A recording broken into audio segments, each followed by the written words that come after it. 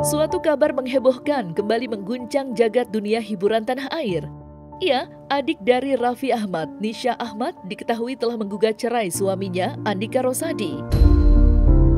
Mengawali pernikahan dikala usianya yang saat itu masih 19 tahun, kini Nisha secara tiba-tiba menginginkan berpisah dari Andika setelah mereka menjalin cinta selama 15 tahun lamanya.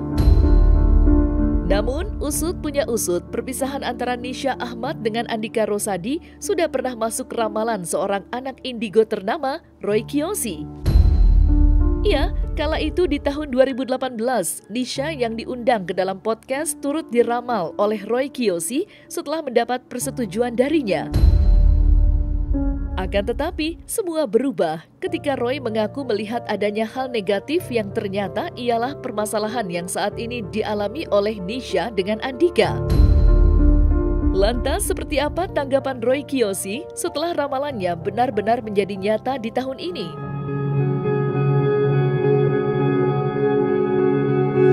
Prediksi itu sebenarnya juga melihat kondisi yang sudah ada, sebetulnya sih seperti itu.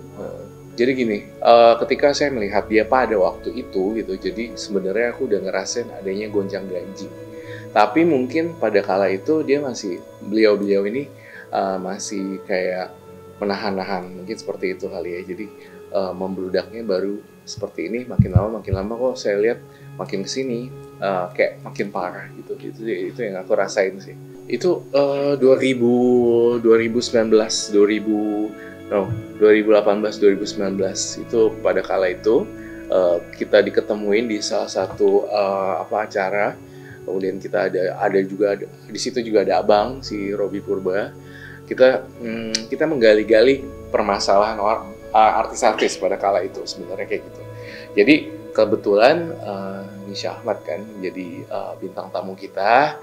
Akhirnya di terawang juga dipancing-pancing, emosinya juga turun, dan akhirnya ya mungkin ini adalah jawaban adanya kasus perceraian. Menurut aku ya aku sempat lihat juga beberapa berita juga yang berkaitan dengan Nisha Ahmad kan. Saya rasa tidak ada sesuatu yang besar yang akan diperebutkan gitu. Menurut aku sih gitu. Jadi kayak nggak ada kayak harta gunung ini kayak gitu kayak perebutan. Aku ngelihat ini akan adem ayem sih sebenarnya. Bener-bener kacau sih. Pada kala itu juga udah kacau banget kan. Bisa bertahan dari 2000 yang saya ramalin dari 2019 ke 2024 aja udah bersyukur banget menurut saya mas sebenarnya. Jadi karena orang udah nggak tahan sebenarnya berarti udah ada perpisahan.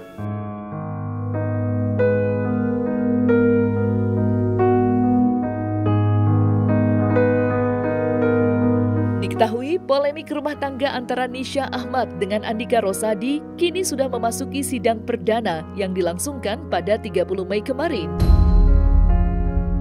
Dikala Nisha yang saat ini ngotot untuk berpisah, Andika Rosadi justru semakin kekeh mempertahankan hubungan rumah tangga yang kini ia jalin. Dan di sisi lain, hubungan rumah tangga antara Nisha Ahmad dengan Andika Rosadi tak pernah sekalipun diterpa oleh isu miring. Bahkan dalam beberapa kurun waktu terakhir, Nisha Ahmad selalu memberikan kejutan romantis kepada suaminya itu. Entahlah apa yang menjadi penyebab Nisha memutuskan untuk mengakhiri hubungan rumah tangganya dengan Andika. Namun, baru-baru ini beredar pula isu dugaan KDRT serta adanya orang ketiga yang menerpa rumah tangga mereka. Jadi sudah berlangsung persidangan tersebut dengan agenda pembuktian. Dihadiri oleh kuasa hukum penggugat dan kuasa hukum tergugat. Sedangkan prinsipal penggugat dan prinsipal tergugat tidak hadir karena telah diwakili oleh kuasa hukumnya. Kalau gugatannya tertanggalnya 10 Mei 2024. Ya. Terus sidang perdananya di tanggal 30 Mei 2024. Hari ini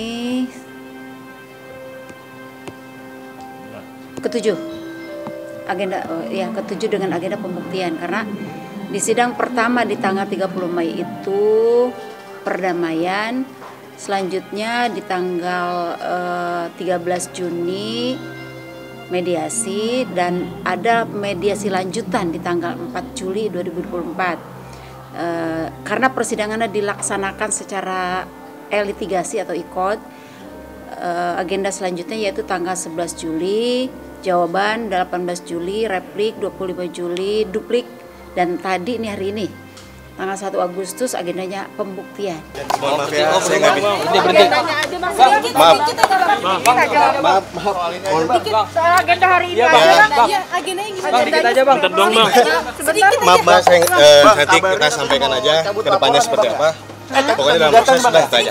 Agenda pembuktian dari penggugat ya, dari Ibu Anissa selaku penggugat hari ini tadi mengajukan bukti tertulis. Nah, untuk agenda lanjutan masih bukti tertulis di tanggal 8 ya. Tanggal 8 masih ada agenda pembuktian dari penggugat dari Ibu Anissa. Kita selaku kuasa tergugat tetap berupaya mendukung untuk hal yang mencabut gugatan, karena kenapa? Masalah rumah tangga ini dua kepala, dua pemikiran, pasti ada selisih pendapat. Tidak mungkin bisa disatukan, tapi tetap harus sejalan selaras untuk kepentingan anak. Karena anak itu memang menjadi korban atas perceraian ini. Wacana untuk mediasi, kita udah melaksanakan mediasi 3 kali agenda mediasi.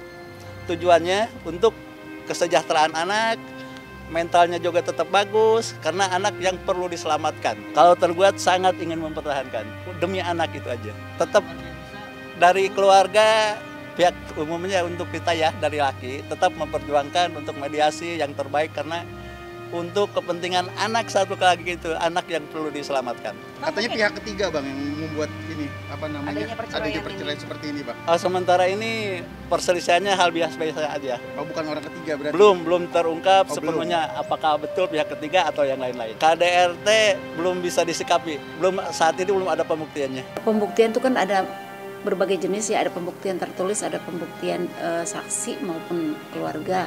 Hari ini tadi pembuktian dari penggugat tentang bukti tertulis. Sah ranjang. Itu juga sudah masuk ranah pokok perkara. Pokoknya nanti akan dilanjutkan ke depannya aja lah, tunggu aja lah gitu.